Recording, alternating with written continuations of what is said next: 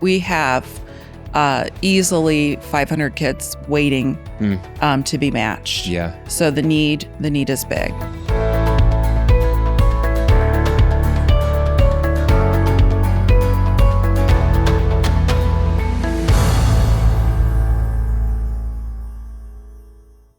Welcome, everybody, to the July edition of the Love Fort Wayne podcast. I'm your host, Jeff King, CEO of Love Fort Wayne. My friend Mitch Cruz is off for the episode, but I'm excited to be here with Ann Casteen from Big Brothers, Big Sisters of Northeast Indiana. Welcome. Thank you, Jeff. Super happy to be here. Yeah, I'm so glad that you're here, man. This is an important conversation because for me personally, because I love spending time and investing time in the lives of our emerging generation, of our youth. And we're blessed in our community in Northeast Indiana to have Big Brothers, Big Sisters, where it's just a vital part of our region. And so the work that you all do is vitally important. And so to have this conversation, I'm excited about it. And I'm also excited to have people learn more about the work that you're doing and how they can get involved and how they can encourage more of the work to be done. Yeah, so let's dive in. Should we? So tell us a little bit about, yourself and even the journey that led you to your role. Okay, great. I actually am a Fort Wayne native. I grew up in the beautiful 05 zip code. Yeah, nice. Went to Bishop Dwenger for high school. I went to Purdue for college, and then lived in Chicago for a couple of years, and then ended up for most of my adult life in Southern California. Okay. So I came back to the area because my mom had dementia. I wanted to be a little bit closer to home for family reasons. For work, I had always been in sales, Okay. In the corporate world, and did for most of my career, I was in the field of child nutrition, school nutrition, which I always felt was kind of mission driven. It's such an important area, something I was always really passionate about, feeding kids. So when I came back, I was able to stay with the same company, but I was traveling all the time. So I was in my hometown, but really in a new community because Fort Wayne has changed so much. And so I was it was two things going on. I wanted to be more connected to my community, and I wanted to be doing something for work that was really making a difference. Yeah. And so now you serve as Director of Development. Right. Yeah, with Big Brothers, Big Sisters. And so there's folks that maybe have heard the name Big Brothers, Big Sisters, wherever they're listening, but they don't know really even the mission or even the work and the impact that you guys are making. Can you share a little bit about the mission of Big Brothers, Big Sisters and the work that you do? So what we do, our mission statement is that we create and foster one-to-one mentoring relationships, which ignite the power and promise of youth. So we are involved with matching positive adult role models with a child, and seeing them through. Our matches used to begin like at the age of 7, and then the match would close when the child turned 18. Now we've seen the benefit and the need to keep those matches open until the little brother or little sister turns 22. Wow. That's so it powerful. supports them through their post-high school career, and we found that makes a huge difference. Yeah. How's the response to our community to, come on board as bigs to littles? And I love the point that you hit on. It beyond even 18 to those early adult years where nurturing is still so vital and important. So I'm sure, as you know, Fort Wayne is very philanthropic. Everyone is very community minded. So that has been huge. We have 2 different ways that folks can volunteer to be matched with a child. One is what you think of a traditional community-based volunteer, where you are matched with a little brother or sister, and you spend time on the weekends doing just anything, just fun things, life lesson things. We have a lot of big brothers that teach about, home improvement projects. We have kids that maybe, don't know how to go to the supermarket and do their weekly shopping. But but we have a lot of organized match activities, and we don't really want our big brothers and big sisters to be spending a lot of money. So we have organized match activities, everything from cupcakes and canvas to outdoor activities with our Conservation Buddies program, sporting events, just really anything you can think of, activities in the community. Our other type of volunteer is a school buddy, and those folks are matched with a child between like 2nd and 5th grade, and they go and spend time, just 30 minutes a week. My school buddy, we play Barbies, we do puzzles, we play restaurant and work out maybe some math problems. You know, I kind of sneak those in there. And there's no involvement with the child outside of the school day or the school year. So it's great for folks that are in an office. Yeah, that's right. And want to get out. It's a great mental health break.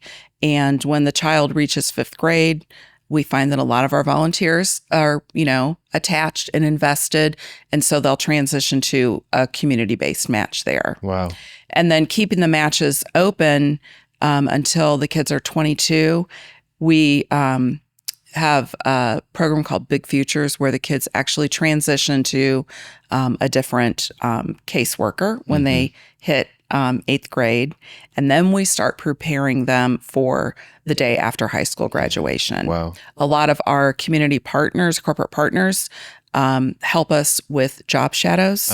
So, and if it's not a job shadow, maybe it's a job tour, because you know, you might have a construction company and you might have a high school student that thinks, oh, all I'm going to do there is maybe swing a hammer. They don't know all the jobs that there are, all the careers that go into running a construction company. Yeah. So we just try to expose them to companies in the community, see what's out there.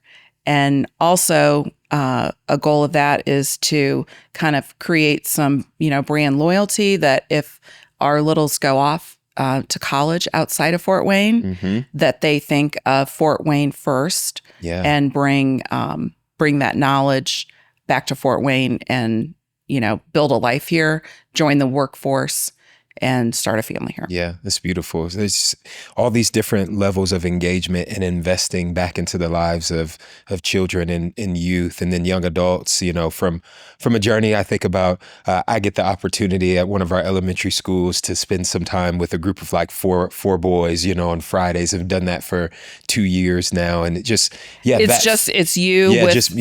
With work that we do with Love Fort Wayne and Love Our Schools. And I just think about that 30-minute investment, like you talked about, you know, it matters to their lives, and then how that can progress into more relationship as they get older, and then into those early adult years is so critical. You know, one thought that I had in mind is it seems like the need for that, for any level of investment, for 30 minutes, for extended time, for young adult job shadowing, the need for investment seems so big right now. Is that the case as you guys, you know, connect with littles and bigs? Is the need high, and why is that? Why is the need so high, you think? Well, I know one thing, after the pandemic, our, you know, volunteers, they had decreased. Our number of volunteers had decreased over that time. And I think more than ever, not only our kids in the community, but I think our adult volunteers are looking for that connection. Yeah. And I think all of our volunteers would say that they got involved because they wanted to do something positive to make an impact. I think they would all say universally they have received so much out of their time with their little than they actually gave. So yeah, we often speak about on our podcast, especially in the past year, about how isolation, the epidemic of isolation, impacted us all. Yeah. And so to hear the uniqueness of even adults saying, I feel a sense of isolation, but that fulfillment happened when I was actually able to make a connection with a young person. I think everybody got kind of lazy during you know, you got kind of used to just cocooning at home and all your responsibilities Yeah. kind of faded away. And we do feel, we see it, that folks are ready to re-engage. Yeah, that's beautiful. And you think about the re-engagement that's happening with young people and then what that's doing for them to understand they have a community that wants to connect with them and nurture them so that they don't have to go through an epidemic of isolation in their generation as well. It's beautiful. Yeah. Yeah. And we do have kids in the program. Of course, a lot of our kids are from single parent homes, but we do have a lot of kids who are in a home with two parents. Yeah. They might have a lot of siblings. It might be a multi-generational home. They can benefit so much from just that one-on-one time. We ask our volunteers in the community-based program just to spend 2 hours twice a month, really, which, that's going out to eat. That's, a really quick, it's not a lot of investment, but those 4 hours a month make a huge difference. Yeah. And the consistency, the fact that an adult says that they are going to show up, and they do. Yeah, I love that. I would love that. I want to ask you a question about your leader. I want to ask you about Josette because for 24 years, right? 25. 25 years she's been the CEO of Big Brothers Big Sisters here in Northeast Indiana. Can you just talk about the culture of care that she embodies among you all and how that fosters what we've experienced in our community in regards to the growth and the impact of Big Brothers Big Sisters? A servant leader really is so, I think commonly used, but she is a true example of a servant leader. The mission is at the heart of everything we do. She models that behavior. I have one example. We were leaving. We had some guests in town, and we were leaving to go to lunch. And there happened to be a young mother who was had lost custody of her babies. Yeah. And she had gotten lost on our campus. And so she thought she had a court date. And Josette said, told everybody, go ahead. And then she went with this young mother, said, I'm going to go with you. I'm going to vouch that you were here on time, but your directions were not clear. And, when we saw her a half hour later, she had not only recruited the cousin of this young woman to maybe apply to be a big, and then, made sure that this young mother knew that, she could, call and apply for a position with the agency. Wow. So I think she's got a very holistic approach. She makes sure that not only our littles' lives are improved, but their families as well. I love that. And then it's a trickle down effect to you all, right? Yeah. What joys do you have in the work that you get to do? Oh my gosh.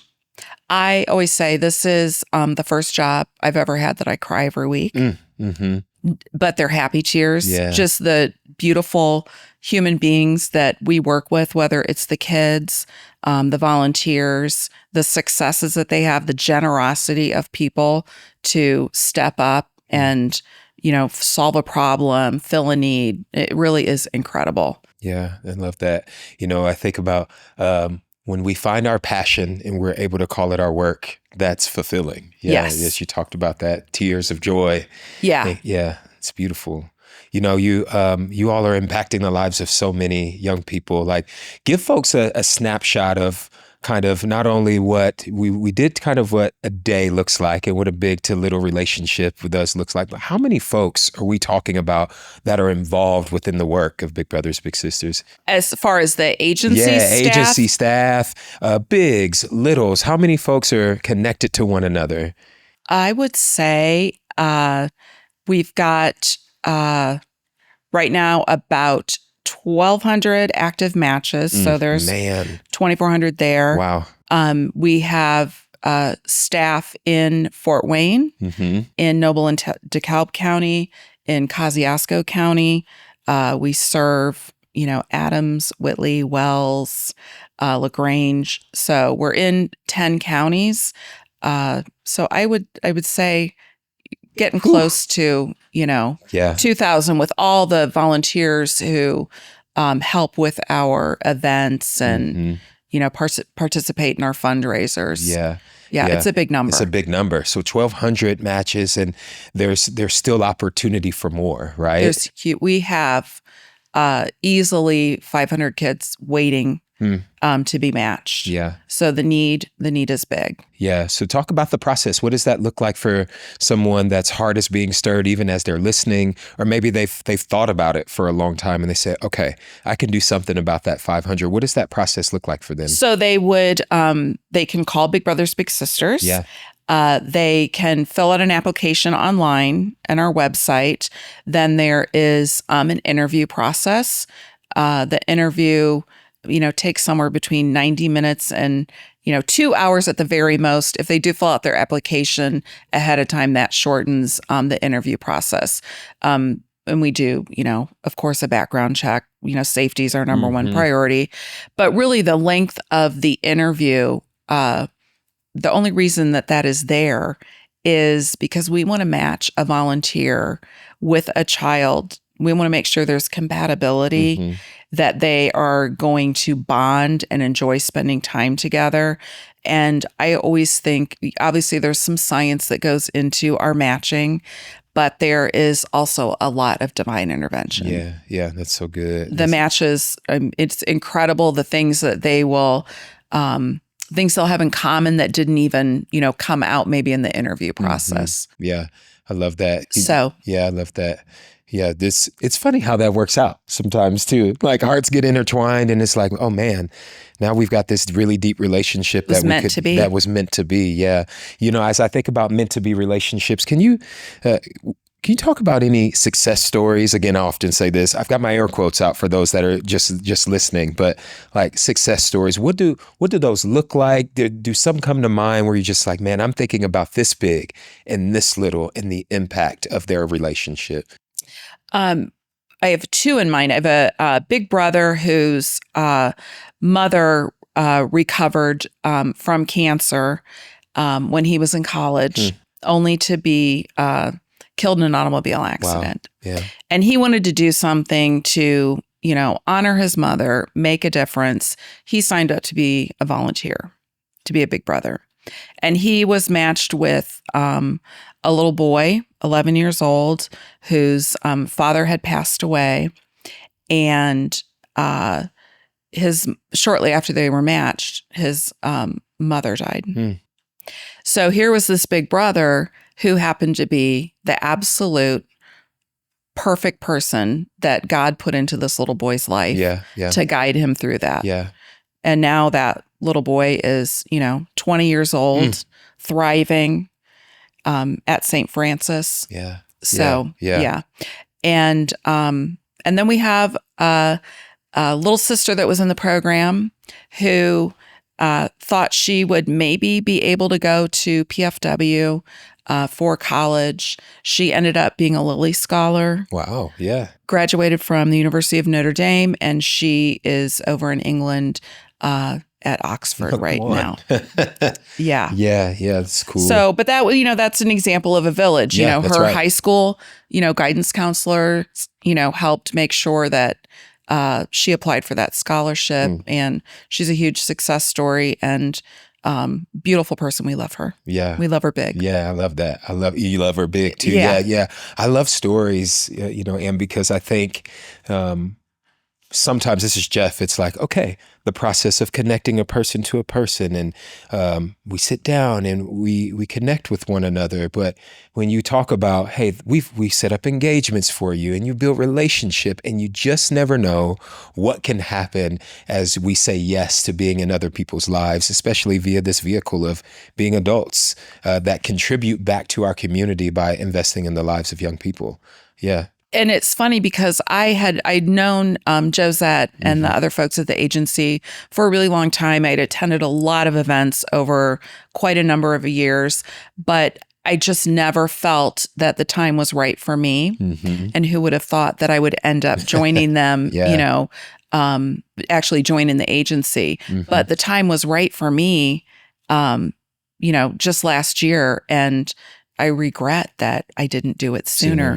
Because it's so easy and it's absolutely fun. We always say we have a lot of fun. We create a lot of fun. Of course, there's life lessons and, mentoring and a lot of guidance that goes with that. But really what holds those matches together is they enjoy being together. Yeah, I love that. I love that. Well, at Love Fort Wayne, one of our pillars to a transformed community is loving families. And you guys are doing that by, investing in children who are a part of the makeup of a family. And so bravo in the work that you're continuing to do and making a difference here. 1,200 matches is just, did you say 1,200 or 12? Yeah, 1,200 is just outstanding number. But you're also, we're in the summer months and you're in the middle of this 100-day. Can you talk a little bit more about that? So we are in the middle of our 100-day recruitment campaign. The theme of the campaign is It Takes Two.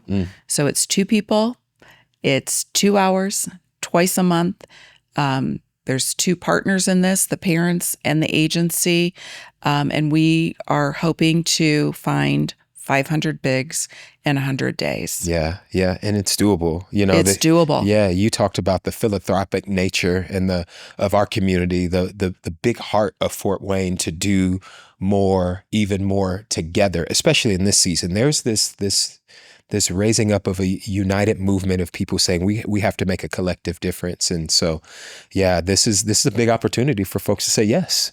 And for our local companies, we have companies who have made a commitment to adopt an elementary school that is near their workplace. With our School Buddies program, we will match the volunteer to a child in a school that is just, it could be 2 minutes, 5 minutes, less than 10 minutes from where they are at that time during the day. So if it's close to work, so we have companies that, will say, okay, how many volunteers do you need at this school site that's across the street or down the street? Yeah. So that's fantastic. And it's fun for them too. It's fun for the employees because they're all going the same place. Yeah. I love that. Yeah. Not only individuals and organizations, probably churches. There's lots of different ways that people can get connected. Yes. Yeah. So how can people do that? What's the next step for them doing that? If anybody would be interested in hosting our staff, our recruitment staff, my team, to come in and just share, we're not hard sell. Just share what the volunteer opportunities are, what the need is. We can do a super tight 10-minute presentation. We usually show a little video that kind of gives them an idea of what a match looks like. And, then we'll ask if anybody's interested. Yeah. Okay, good. So, yeah. And we will, I always say whomever you meet with, we would love to come and talk to you. So if it's, a men's group, if it's church group, if you've got a breakfast group, we would love to come and just share the volunteer opportunities, just share our mission and how they can make a difference so easily. Yeah, that's good. And we have a lot of leaders that listen to our podcast. And so I want to embolden the leaders that are leading in ministry spaces, in churches and organizations and in your homes. Like, this is a great next step for you to take for yourself, a great next step for you to take for your company, your entity, and to make a collective difference in our community. Again, we always say as the church and the community come together to love our city and specifically love families for this discussion, it is going to make a transformational difference. So there's my nudge for you all to get involved and to listen what Anna has said. And kind of as we wind down, I want to ask you a personal question because you hit on it even a little bit. It was, if I could have did it a year before, I would have done it a year before. But I also wanted to work in a place where I was giving back to the community and I was leaning into my passions. Like, from a leadership perspective, how would you encourage folks to say yes to doing that thing that's on their heart when the door opens for them to do it? We always find that our most reluctant volunteers who think, oh, I'm not special. I don't have any wisdom. I'm, not a superstar. I'm not a superhero. We find that those reluctant volunteers end up being our absolute best big brothers and big sisters. It's so good. So, yeah, I would say, if you want to learn more, if you want to fill out an application, if you need to pause that application, say, wait, I thought I was ready, but it's just not, can I have a couple months to think about it? We work with that all the time. Yeah, I love that. Just be encouraged, folks. Listen to your heart. Go with that passion.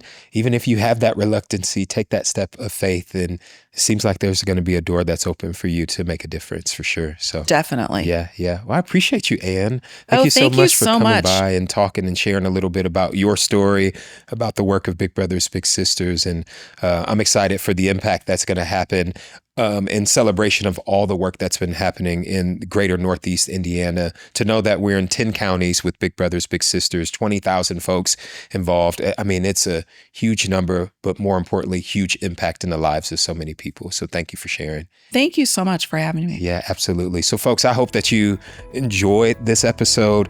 Maybe you were encouraged to take a next step in volunteering and making a difference in the life of a young person in our community. And so she gave you some action steps to take. If you want to ask more questions, you can email us at info@lovefortwayne.com. We'll make sure that we get you connected to Ann and the team. So until we talk to you next time, this has been the Love Fort Wayne podcast. We hope that you're well, and we hope to see you next time.